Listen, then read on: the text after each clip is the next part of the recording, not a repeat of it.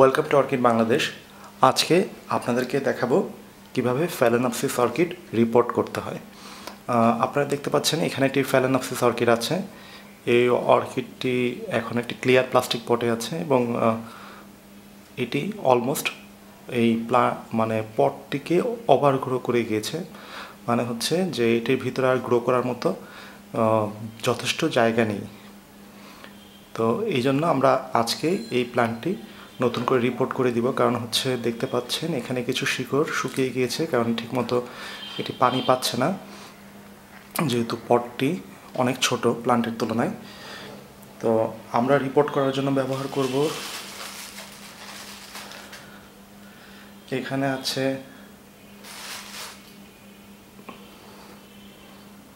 আপনার নারিকেলের ছোবা এবং কয়লা। এছাড়া আমরা চাইলে এখানে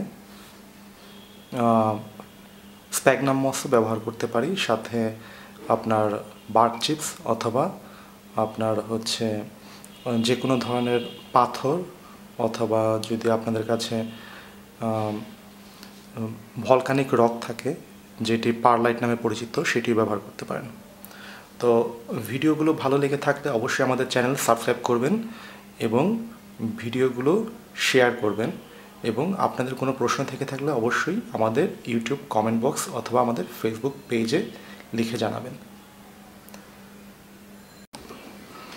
এখন আমরা একটি নতুন পট রেডি করব এই অর্কিডটির জন্য, এবং এই পটে অর্কিডের যে নাম্বার অথবা নাম আমরা লিখে নিব যেন আইডেন্টিফাই করতে সুবিধা হয়। না হলে অধিকাংশ অর্কিড দেখতে একই রকম, সো আপনাদের সমস্যা হয়ে যাবে অর্কিডটি কোনটি কি বোঝা।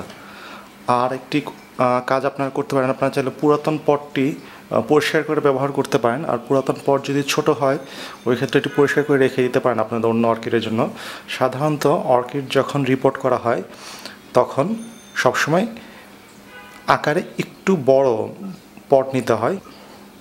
তারপর আমাদের যেটি করতে হবে, অর্কিডটি ভালো মতো পরিষ্কার করে নিতে হবে, মানে পুরাতন যত পটিং ম্যাটেরিয়াল সেগুলো ফেলে দিতে হবে, এবং অর্কিডটি কিছুক্ষণ আপনার পানির ভিতর ডুবিয়ে রাখতে হবে। এর ফলে যেটি হবে, সুস্থ শিকড়গুলো আপনার যেগুলো সতেজ, যেগুলো সবুজ দেখা যাবে, এবং পুরাতন যে শিকড়গুলো নষ্ট হয়ে গেছিলো এগুলো আপনার দেখতে মনে হবে খড়ের মতো শক্ত, এই যে দেখতে পাচ্ছেন। এবং এগুলো আমরা একটি কাঁচি দিয়ে কেটে নিব ভালো মতো, যেন নতুন পটিং মিডিয়াতে এই শিকড়গুলো না থাকে। এবং অবশ্যই খেয়াল রাখতে হবে আপনার কাঁচিটি যেন স্টেরিলাইজ হয়, না হলে এখান থেকে আপনার বিভিন্ন রোগ জীবাণু ছড়ানোর সম্ভাবনা থাকে। আপনারা স্টেরিলাইজ করার জন্য বাসায় যে হ্যান্ড স্যানিটাইজার আছে সেটি ব্যবহার করতে পারেন। এবং আপনারা দেখতে পাচ্ছেন আমরা একটি পট রেডি করেছি, এটিতে এই অর্কিডটি এখন আমরা পটিং করব। সবসময় যেটি করবেন, আপনাদের আগের পট থেকে একটু বড় পট সিলেক্ট করবেন, কখনোই আকারে ডবল সাইজে যাবেন না। তাহলে যেটি হবে, আপনাদের অর্কিডটি শুধু গ্রো করবে, মানে পাতা হবেন অনেক বড় এবং আকারে অনেক বড় হতে থাকবে, কিন্তু ফুল নাও আসতে পারে। আর চাইলে আপনাদের যদি শিকড় যদি বেশি না হয়ে থাকে, ওই ক্ষেত্রে আপনার পুরাতন পটটি ওয়াশ করে ব্যবহার করতে পারেন, এবং আপনার পুরাতন পটটি ভালো হলে ওয়াশ করে রেখে দিতে পারেন আপনাদের অন্য অর্কিড লাগানোর জন্য। এবং সবসময় যদি শিকড় বেশি হয়ে যায় ওই ক্ষেত্রে অবশ্যই একটু বড় পটে আপনারা দিবেন।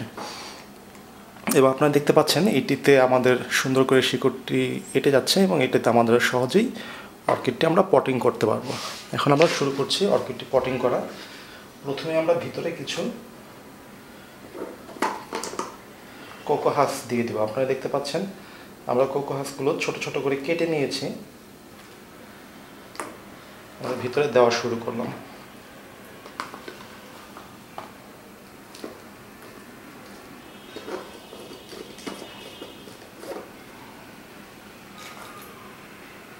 এবং এখন আমরা কিছু কয়লাও দিয়ে দিব ভিতরে।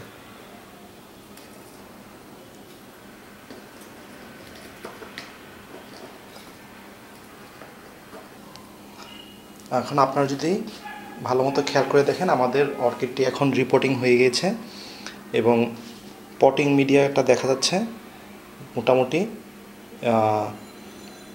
এই অর্কিডটি এখন এখানে 2-1 বছর মতো থাকবে। এরপরে আমাদের আবার আরেক সাইজ বড় পাত্রে এটি দিতে হবে ভালো মতো গ্রো করার জন্য। তা আপনাদের আরও কিছু টিপস দিয়ে দিচ্ছি।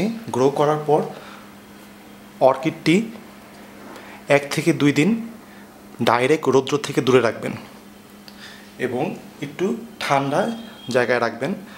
এবং অর্কিডটি রিপোর্ট করার সঙ্গে সঙ্গে পানি দেওয়ার কোনো দরকার নেই, কারণ আমরা মিডিয়াটি আগেই ভিজিয়ে রেখেছিলাম, তো এই জন্য পানি দেওয়ার কোনো প্রয়োজন নেই। আপনারা 2-1 দিন পর থেকে পানি দিবেন এবং ফার্টিলাইজার বা কোনো ধরনের হরমোন অথবা কোনো ধরনের আপনার নিউট্রিয়েন্ট এই মুহূর্তে দেওয়ার দরকার নেই। আপনারা এটি 1 থেকে 2 সপ্তাহ হোল্ড করে রাখবেন এবং এরপর থেকে দেওয়া শুরু করবেন। এবং আমাদের ভিডিওটি ভালো লেগে থাকলে অবশ্যই আমাদের চ্যানেল সাবস্ক্রাইব এবং ভিডিওটি লাইক করবেন এবং শেয়ার করবেন। আজ এই পর্যন্তই, ধন্যবাদ।